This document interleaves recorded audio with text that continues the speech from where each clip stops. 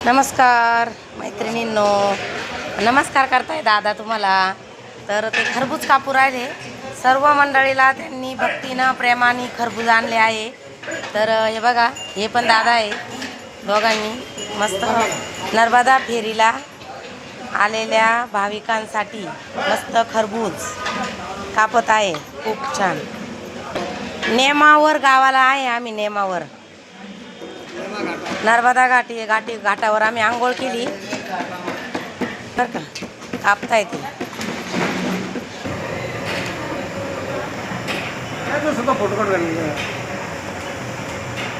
खूप मस्त आहे, खूप गोड आहे. खूप मनापासून आणलंय त्यांनी, त्याच्यामुळे खूप गोड आहे.